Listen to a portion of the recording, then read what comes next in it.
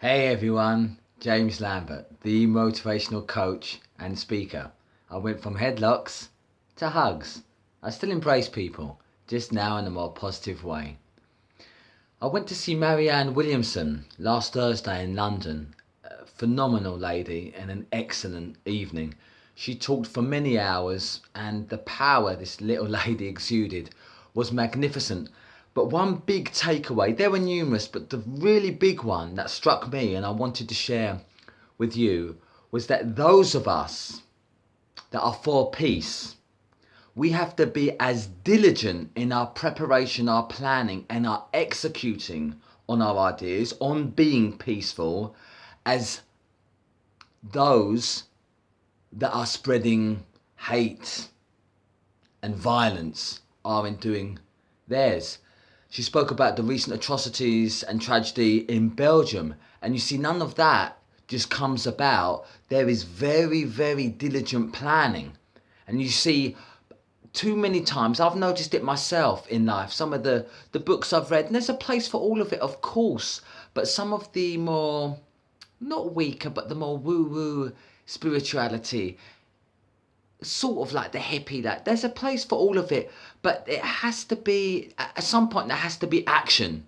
And it is fine, refraining from looking at the world for a time to get yourself right if it's stressing you out.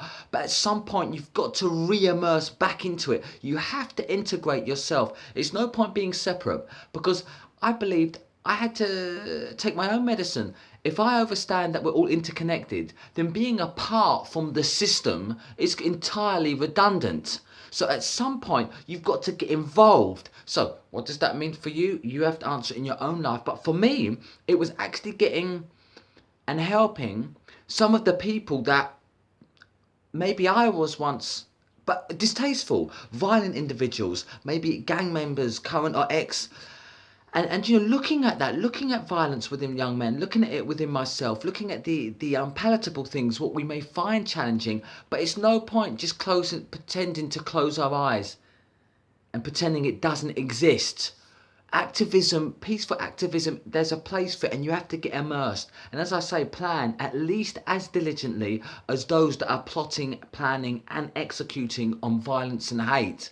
So I just want to leave you with that.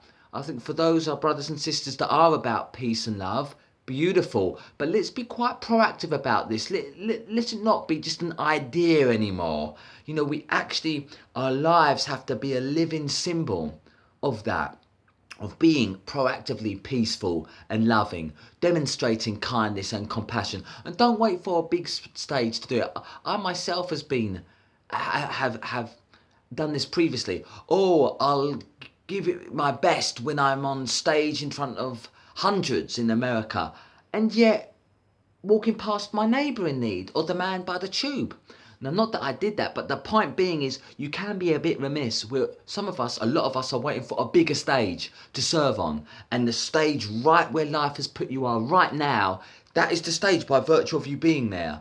In the classroom or your neighbour, where you're born, where you live, your local community, it's a most magnificent opportunity to serve and spread hope, kindness, all those good qualities, love.